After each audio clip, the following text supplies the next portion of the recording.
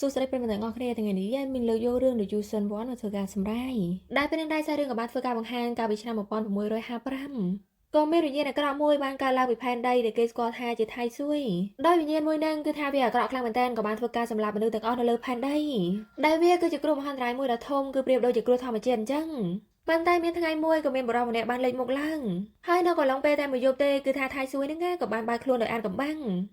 ហើយអ្វីៗទាំងអស់ក៏ចាប់ផ្ដើមកើតឡើងសារថ្មីវិញប៉ុន្តែប្រហែលជាថ្ងៃណាមួយគឺវានឹងកើតឡើងម្ដងទៀត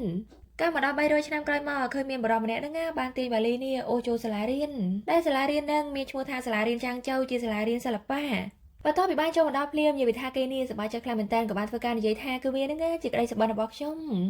ដូច្នេះហើយចាប់ពីពេលនេះតទៅគឺខ្ញុំនឹងកៅអៀងជាសាស្ត្រវិទ្យាល័យនេះហើយបន្ទាប់ពីមើលសាលាអស់ចិត្តហើយគេបានធ្វើការទៅសួរអ្នកយាមនៅទីហ្នឹងដើម្បីធ្វើការចុះឈ្មោះចូលរៀនបរិមអ្នកហ្នឹងក៏បាននិយាយថាតថ្ងៃស្អែកបានគេចុះឈ្មោះបន្ទាប់ពីឃើញអញ្ចឹងគេបានធ្វើការយកអាកាដាសាលាផ្ដល់ឲ្យគេនឹងយកផ្ទៀងផ្ទាត់មើលដែរក៏ទៅថ្ងៃស្អែកពិតមែនរួចគេបាននិយាយថាក៏ដោយសារតែខ្ញុំនឹងចងចាំច្រឡំប៉ុន្តែនិយាយអញ្ចឹងថាតើខ្ញុំនឹងចុះឈ្មោះចូលស្នាក់នៅសិនបានអូនបរិមអ្នកហ្នឹងក៏បាននិយាយថាអត់ទេតថ្ងៃស្អែកបន្ទាប់ពីលឺអញ្ចឹងគឺថាគេឡើងសែតហើយគេក៏បានធ្វើការសួរថាតើនៅក្បែរនេះមានកន្លែងស្នាក់នៅដែរអូនបរិមអ្នកហ្នឹងក៏បានលើកដៃយ៉ាងអស់លើប្រាប់គេថានៅម្ដុំនោះគឺមានសន្តាគារបន្តិចក្រោយមកឃើញថាគេក៏បានដើរមកដល់តំបន់ហ្នឹងដោយនៅក្នុងទ្វារចូលហ្នឹងដាក់ឈ្មោះថាណានធីងបន្ទាប់ពីឃើញបែបហ្នឹងគេបាននិយាយថាទោះបីជាខ្ញុំហ្នឹងយកច្រឡំថ្ងៃចុះឈ្មោះក៏ដោយប៉ុន្តែថាវាក៏ជារឿងល្អដែរយ៉ាងណាក៏ដោយហ្នឹងគឺខ្ញុំនឹងសាក់នៅភូមិនេះមួយយំដែលកំឡុងពេលដែលគេដើរចូលហ្នឹងក៏មានក្អែកមួយបានឈួតសម្លឹងមើលគេដែរគឺថាភ្នែកឡើងក្រហមតែម្ដងបន្តិចក្រោយមកឃើញថាគេក៏បានដើរចូលមកដល់ខាងក្នុងក៏ឃើញថានៅទីហ្នឹងគឺថាមានហាងច្រើនមែនទែនបើនិយាយរួមទៅគឺថានៅទីនេះមានគ្រប់កន្លែងតែម្ដងហើយជាពិសេសសន្តាគារហ្នឹងក៏មានច្រើនដែ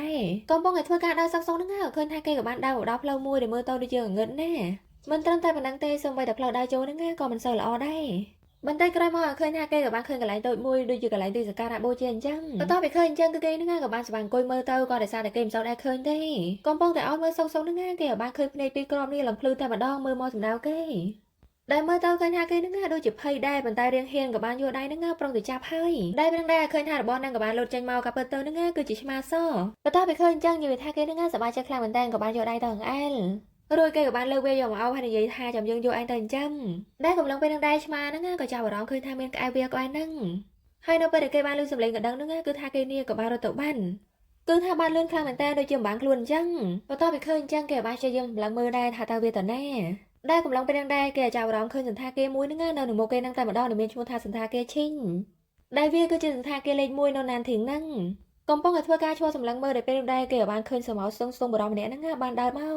កដោយក្នុងដៃរបស់គេហ្នឹងកំពុងតែធ្វើការបាច់ក្រាស់នេះឡើងពេញហ្នឹងតែម្ដងបន្ទាប់ពីឃើញអញ្ចឹងគឺថាគេហ្នឹងភ័យខ្លាំងមែនតើក៏បានព្យាយាមសម្លឹងមើលក៏ឃើញមានក្អែកហោះមកជាច្រើនហើយមកសម្ដៅខ្លួនបន្ទាប់ពីឃើញអញ្ចឹងគឺថាគេនឹងភ័យខ្លាំងមែនតើប្រុងរត់ចាញ់ហើយប៉ុន្តែឃើញថាខ្លួនរបស់គេនេះរើមិនរួចសោះបន្ទាប់ពីឃើញអញ្ចឹងគេបានធ្វើការនិយាយថាកុំឲ្យចិត្តខ្ញុំអីដែលការពិតទៅបរិមអ្នកនឹងបានធ្វើអីទេគឺគាត់នឹងបានធ្វើការបាច់ខាតបានតែដងនឹងការចិញ្ចឹមឆ្មាសរួចគាត់ក៏បានទៅអូវ៉ាលីហើយនិយាយថាលើនឹងឆាប់ចូលមកតាមយើងមកឃើញថាដំបូងហ្នឹងគាត់ដើរមួយទេមែនណាគាត់ទៅដើរបានពី3ចំហៀនគឺថារត់យ៉ាងលឿនតែម្ដងឡើងទៅជន់លើបន្ទាប់ពីឃើញអញ្ចឹងកៅអ៊ីហ្នឹងប្រុងរត់តាមហើយប៉ុន្តែនៅពេលដែលគេឈានជើងចូលទៅក្នុងផ្ទះនឹងភ្លាមក៏បានឃើញផ្ទាំងយ័ន្តយ៉ាងធំក៏បានលេចឡើងជាមួយនឹងខ្សែពណ៌ក្រហមបន្ទាប់ពីឃើញអញ្ចឹងគឺថាគេហ្នឹងក៏មានអារម្មណ៍ថារៀងឆ្ងល់ដែរថាមានរឿងអីកើតឡើងប៉ុន្តែនៅពេលដែលបរិយាចំណាស់នឹងបានធ្វើការហៅគេហ្នឹងក៏ឃើញថាផ្ទាំងយ័ន្តហ្នឹងក៏បានដោយឃើញបែបហ្នឹងគេបានសប្បាយរត់ទៅតាមអញ្ចឹងទៅក៏ឃើញថាតាហ្នឹងនិយាយថារត់រឿងខ្លាំងមែនតើ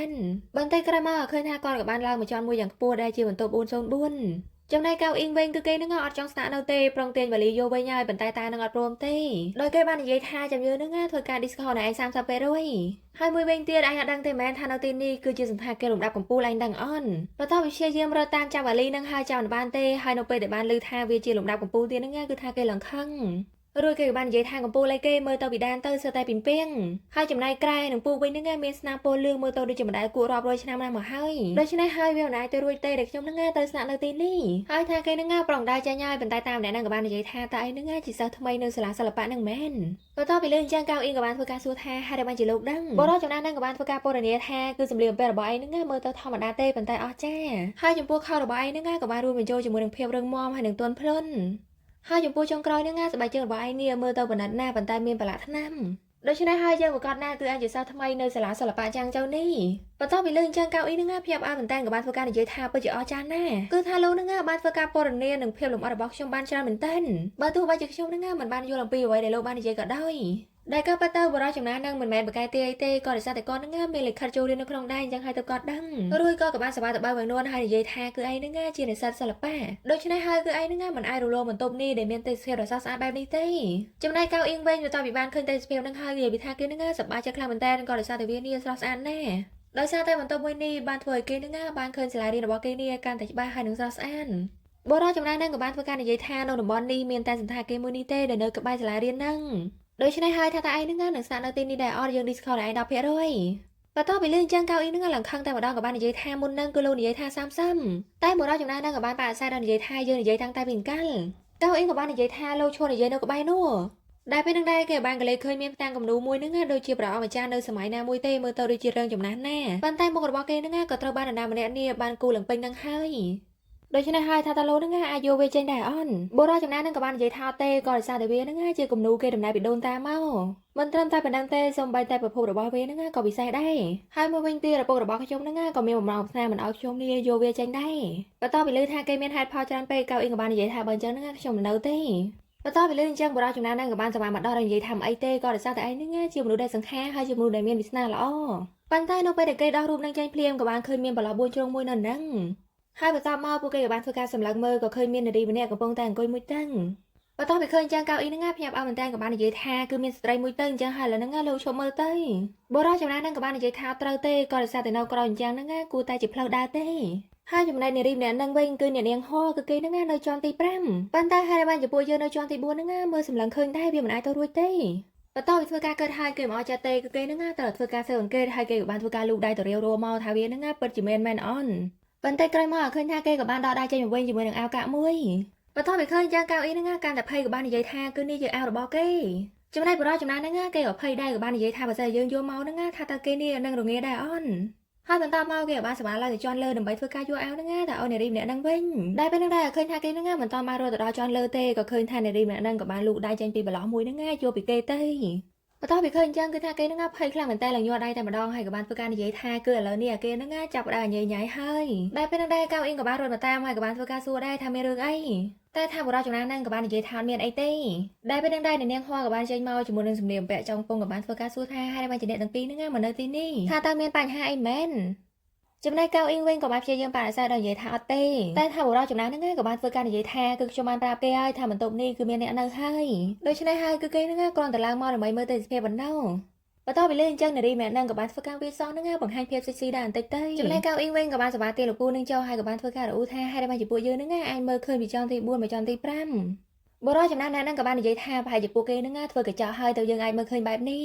កៅអ៊ីងក៏បាននិយាយថាអញ្ចឹងក៏អញ្ចឹងទៅប៉ុន្តែនៅក្បែរនេះមានគេលក់ម្ហូបដែរអន់បរិយាចំណានហ្នឹងក៏បាននិយាយថាមានហើយឯងហ្នឹងហៅយើងថាពូកនទៅដឹងអន់ហើយមុនពេលដែលគេដើរចេញទៅហ្នឹងលោកពូក៏បានធ្វើការផ្ដាំថាបរិយាសង្ហាគឺឯងទៅត្រឡប់មកវិញមុនម៉ោង12បន្ទាប់ពីលឿនអញ្ចឹងគឺថាគេក៏រៀងឆ្ងល់ដែរក៏បានធ្វើការសួរបញ្ជាក់ថាហេតុអីលោកពូកនក៏បាននិយាយថាក៏ដោយសារយើងហ្នឹងត្រូវចូលដេកម៉ោង12ហ្នឹងឯងបន្ទាប់ពីលឿនអញ្ចឹងគឺថាគេហ្នឹងឡើងហួសចិត្តតែម្ដងក៏បាននិយាយថាអីទេចាំខ្ញុំត្រឡប់មកវិញមុនម៉ោង12ដែលក៏ពិតទៅក៏ដោយសារតែថ្ងៃនេះជាពិធីបុណ្យខ្មោចអញ្ចឹងហើយទៅគាត់ហ្នឹងមិនចង់ឲ្យគេដើរលេងយប់ពេកងាកមកមើលកៅអ៊ីងវិញនិយាយថាគេហ្នឹងសប្បាយចិត្តខ្លាំងមែនតើក៏ដោយសារតែតំបន់ហ្នឹងជាតំបន់ដែលមានមុខម្ហូបច្រើនហើយឆ្ងាញ់បន្តិចក្រោយមកឃើញថាគេហ្នឹងក៏បានទិញម្ហូបអាហារនេះឡើងពេញដៃតែម្ដងនិយាយថាគេសប្បាយនឹងញ៉ាំមែនតើបន្ទាប់ពីញ៉ាំអស់ចិត្តហើយគេក៏បានដើរត្រឡប់មកសន្តាគារវិញអញ្ចឹងណាប៉ុន្តែឃើញថាគេដើរមកនេះងឹតខ្លាំងមែនតើដល់ពេលអញ្ចឹងគឺថាធ្វើឲ្យគេហ្នឹងមានអារម្មណ៍ថារៀងភាំងថាតើគេនេះដើរមកត្រូវផ្លូវដែរអន់ហើយនៅពេលដែលគេបានដកទូរស័ព្ទយកមកមើលហ្នឹងឃើញថាម៉ោងនេះបាន12ត្រឹមតែម្ដងដែលកំឡុងពេលដែរគឺថាគេហ្នឹងមានអារម្មណ៍ថាចាប់ដើមព្រឺសម្បុរហើយបន្ទាប់មកគេបានកលេចឃើញមានសត្វល្អិតជាច្រើនហ្នឹងបានវាចុះមកពីលើជញ្ជាំងនេះមកសម្ដៅគេដែលកំឡុងពេលដែរក៏មានភ្លើងធាវមួយហ្នឹងបានលេចឡើងហើយក៏បានធ្វើការដេញសត្វល្អិតហ្នឹងចាក់ចេញទៅបន្ទាប់ពីឃើញចឹងគឺថាគេហ្នឹងកាន់តែភ័យខ្លាំងមែនតើហើយនៅពេលដែលគេកលេចក្រោយទៅហ្នឹងក៏ឃើញមានបុរសម្នាក់ដែលមើលទៅគេទៅឃើញថាគេពាក់ឈុតបុរាណហើយដៃរបស់គេហ្នឹងកំពុងតែធ្វើការកាន់កូនភ្លើងកំពុងតែព្យាយាមសម្លឹងមើលមុខថាតើគេជានរណាហ្នឹងសងសោទូរស័ព្ទរបស់គេរោឡើងនិយាយថាគេនេះភ័យខ្លាំងមែនតើដែលក៏ពិតទៅគឺថាលោកពូគាត់បានតែមករិសួរថាតើអីហ្នឹងហេតុអីបានជាដើរលេងយប់ម្ល៉េះឆាប់ចូលមកបន្តធ្វើការនិយាយគ្នាជាមួយលោកពូគាត់ហើយគឺគេហ្នឹងក៏បន្តធ្វើការកលេចមើលបុរសម្នាក់ហ្នឹងទៀតប៉ុន្តែថាមិនបានឃើញទេដល់ពេលអញ្ចឹងហ្នឹងគេឆ្ងល់ខ្លាំងមែនតើថាតើមុនហ្នឹងគេសម័យមែនលោកពូគាត់ក៏បាននិយាយថាឯងសម្លឹងមើលអីឆាប់ចូលមកហើយចាក់សោទ្វារផងហើយថាឥឡូវនេះគឺយើងហ្នឹងតែដេកមុនហើយចំណែកកៅអ៊ីងវិញកំពុងតែគិតថាតើមុនហ្នឹងវាជារឿងសម័យមែនកំពុងតែឈួរគិតសុកៗហ្នឹងគេក៏បានលឺសំឡេងអីទេធ្លាក់មកយ៉ាងលឺហើយនៅពេលដែលគេក៏លេចមើលទៅក៏ឃើញថាជាមនុស្ស ហើយថាគេបានធ្វើការស្រែកប្រាប់លោកពូគាត់ដែរថាខ្ញុំនឹងបានឃើញមនុស្សម្នាក់ធ្លាក់ដែលពេលនឹងដែរបរិបម្នាក់ហ្នឹងក៏បានក្រោកឡើងហើយគេនឹងក៏បន្តធ្វើការលោតចេញទៅគឺថាដូចជាខ្មោចឆៅអញ្ចឹងហើយបើទោះបីជាគេធ្វើការលោតទៅបូកជាមួយនឹងម៉ូតូឡើងដួលហើយនឹងក៏គេអត់ឈប់ដែរគឺថាគេបន្តក្រោកឡើងហើយក៏បន្តធ្វើការលោតទៅមុខតទៀតចំណែកកៅអ៊ីងវិញបន្តពីឃើញស្ថានភាពបែបហ្នឹងគឺថាគេនឹងក៏បានខ្លាចដែរដោយគេបានធ្វើការបដិចិត្តថាគឺខ្ញុំនឹងបានឃើញមនុស្សបានឃើញគេដួលគឺថាវាជារឿងពិនដោយសារតែវិញ្ញាណរបស់ខ្ញុំនឹងបានប្រាប់បែបហ្នឹងអញ្ចឹងហើយគឺខ្ញុំត្រូវតែជួយគេហើយបន្តមកគឺគេនឹងក៏បានធ្វើការលួចតាមហើយមិនត្រឹមតែប៉ុណ្្នឹងទេក៏បានធ្វើការរីខតវីដេអូទុកទៀតរួចគេក៏បានគិតថាបើខ្ញុំគិតមិនខុសទេប្រហែលជាគេនឹងមកមើលដើរហើយតាមមើលមួយសន្ទុះក្រោយមកឃើញថាបរិបម្នាក់ហ្នឹងគឺគេនឹងលោតចុះទៅក្នុងទឹកតែម្ដងដោយឃើញបែបហ្នឹងកៅអ៊ីងនេះក៏បានបោះទូរស័ព្ទចោលហើយក៏បានសវ៉ាទៅជួយខន់គ្រាន់តែគេបានចាប់បរិបនឹងជាប់ភ្លាមឃើញថាព្រះចាហ្នឹងក៏បានប្រែក្លាយទៅជាពណ៌ក្រហមដូចជាឈាមអញ្ចឹងមិនត្រឹមតែប៉ុណ្្នឹងទេសូម្បីតែជុំវិញខ្លួនរបស់គេហ្នឹងក៏មានសមោជាច្រើននេះក៏ពោលឲ្យធ្វើការរុំព័ទ្ធដែរកំឡុងពេលហ្នឹងដែរឃើញថាបរិបម្នាក់ហ្នឹងក៏បានភ្ញាក់ឡើងហើយស្រែកចំណែកកៅអ៊ីហ្នឹងក៏បានធ្វើការក្តោបមាត់គេឡើងចិត្តតែម្ដងអត់ឲ្យស្រែកទេហើយនៅពេលដែលគេក៏លេចទៅមើលខាងលើទៅក៏ឃើញមានបរិបម្នាក់ហ្នឹងបានបង្ហាញខ្លួនគឺថាគេនេះស្លៀកពាក់ដូចជាបរិបក្នុងរូបថតមុនហ្នឹងអញ្ចឹងដែលស្ថានភាពពេលហ្នឹងគឺថាព្រះច័ន្ទឡើងក្រហមសូម្បីតែទឹកហ្នឹងក៏ក្រហមដូចគ្នាដែរហើយចំណែកវិញ្ញាណដែលព្យាយាមរុំព័ទ្ធគេហ្នឹងនិយាយថាមើលពីលើទៅដូចជាយន់គ្រូចាប់ខ្មោចអញ្ចឹងហើយនៅពេលដែលគេក៏លេចមកខាងក្រោមវិញក៏ឃើញថាវិញ្ញាណផ្សេងៗហើយនឹងបរិបដែលគេបានអោបហ្នឹងក៏បានបាត់ទាំងអស់បន្ទាប់ពីឃើញអញ្ចឹងគេបានគិតម្នាក់ឯងថាតើជាខ្ញុំមែនដែលធ្វើការដេកមើលដើរបែបនេះហើយថាគេរៀបដំណើរចេញហើយប៉ុន្តែក៏មានអ្វីម្យ៉ាងហ្នឹងបានទាញគេនេះចូលទៅក្នុងទឹកបន្ទាប់ពីឃើញអញ្ចឹងនិយាយថាគេហ្នឹងភ័យខ្លាំងមែនតើក៏បានព្យាយាមហែលហើយនិយាយថាវាមិនមែនជារឿងពិតទេប៉ុន្តែថាគេហៅរួចទេក៏ដោយសារតែទឹកហ្នឹងចាប់ផ្ដើមរលាស់ហើយផ្ទុះពេញហ្នឹងដែលមើលពីលើទៅគឺថាដូចជាទម្រង់ក្បាលខ្មោចអញ្ចឹងដែលពេលហ្នឹងដែរកៅអ៊ីងក៏បានធ្វើការនិយាយថាគឺខ្ញុំមិនតមករៀននៅមហាវិទ្យាល័យផងហ្នឹងហើយដែលបានជាខ្ញុំត្រូវស្លាប់បែបនេះហើយមូលហេតុដែលគេមិនអាចហែលចេញបានក៏ដោយសារតែរាងកាយគេហ្នឹងត្រូវបានសត្វក្អែបមួយដ៏ធំបានទាញជាប់ដែលមុនពេលដែលគេដាច់ដង្ហើមហ្នឹងគេក៏បាននិយាយថាខ្ញុំមិនចង់ស្លាប់ទេសូមមាននរណាម្នាក់ជួយខ្ញុំផងដែលកំឡុងពេលហ្នឹងដែរឃើញមានបរិបម្នាក់ដែលគេពាក់ឈុតបុរាណហ្នឹងក៏បានសវ៉ាទាញគេនេះចេញពីផ្ទៃទឹកហ្នឹងបោះទៅលើគោកទៅបន្ទាប់ពីបានមកដល់លើគោកហើយក៏ដោយសារតែគេឈឺពេកគេបាននិយាយថាហេតុអ្វីជាលោកនឹងមិនធ្វើវានេះឲ្យថ្នមបន្តិចដែលបរិបម្នាក់ហ្នឹងគឺគេនឹងជាព្រះអង្គម្ចាស់ដែលមានឈ្មោះថាចិនណានដែលពេលហ្នឹងដែរព្រះអង្គម្ចាស់ចិនណានហ្នឹងក៏បានធ្វើការបញ្ចេញយុទ្ធសាស្ត្រហើយក៏បានធ្វើឲ្យទឹកនេះគឺថាឡើងគួចខ្លាំងមែនទែនរហូតធ្វើឲ្យសត្វក្អែបដ៏ធំហ្នឹងបានងើបឡើងដើម្បីធ្វើការប្រយុទ្ធជាមួយទ្រង់ដែលកំឡុងពេលហ្នឹងដែរគេក៏បានធ្វើការប្រមូលកូនចៅរបស់គេហ្នឹងមកពីគ្រប់ទីកន្លែងហើយក៏បានធ្វើការព្រោះឲ្យកូនចៅនេះដល់ព្រះអង្គម្ចាស់ចំណែកព្រះអង្គម្ចាស់វិញក៏បានព្យាយាមប្រើយុទ្ធសាស្ត្រដើម្បីធ្វើការបំបីវងរបស់វាចេញដែរប៉ុន្តែក៏ដោយសារតែកម្លាំងរបស់ពួកគេហ្នឹងខ្លាំងណាស់អញ្ចឹងហើយព្រះអង្គម្ចាស់នេះមិនអាចធ្វើការបំបីបានភ្លាមៗទេ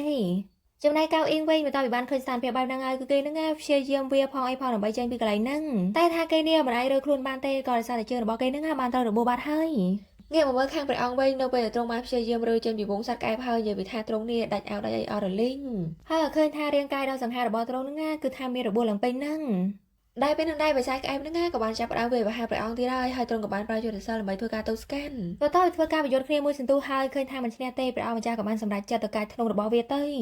ហើយបន្តមកព្រះអង្គម្ចាស់ក៏បានយកធ្នូហ្នឹងយកមកចាក់ភ្នែកដើម្បីសម្រាប់វាតែម្ដងទៅបន្ទាប់ពីវិស័យហ្នឹងភ្លៀងឃើញថាផ្ទៃមេឃហ្នឹងក៏បានប្រែក្លាយជាធម្មតាហើយក៏មានភ្លៀងមកជាមួយផងដែរចំណែកកៅអ៊ីងវិញគេក៏បានធ្វើការសម្លឹងមើលទៅព្រះអង្គម្ចាស់ហើយគេក៏បាននិយាយថាតើគេហ្នឹងជាអ្នកណាឲ្យពិតប្រាកដរួចគេក៏បានសន្លប់ទៅកាលមកដល់កន្លែងមួយដែលពេលនោះដែរឃើញថាមានក្មេងៗជាច្រើនហ្នឹងបានងើបចេញពីទឹកឡើងមកដែលកំឡុងពេលហ្នឹងដែរក៏មានបុរសម្នាក់បានដើរកាត់ណាងកំពុងធ្វើការនិយាយទូរស័ព្ទដោយគេបាននិយាយថាអ្នកដែលតែសួយបានធ្វើការជ្រើសរើសហើយនៅរយចាំរយៈពេល300ឆ្នាំហ្នឹងគឺថាឥឡូវនេះបានមកដល់ហើយបន្ទាប់ពីនិយាយចប់ភ្លាមគេបានបាត់ទូរស័ព្ទហើយក៏បានធ្វើការសើចហើយចំពោះកន្លែងរបស់គេមើលទៅហ្នឹងដូចរាជវាំងដូចជាជំនាន់ដើមអញ្ចឹងប៉ុន្តែបែរជាគេហ្នឹងប្រើទូរស័ព្ទដូចជាសម័យថ្មីហើយថាយើងក៏មិនតាន់ដឹងដែរថាតើគេជាអ្នកណាហើយសាររឿងក៏បញ្ចប់ត្រង់កន្លែងហ្នឹងដែរទៅ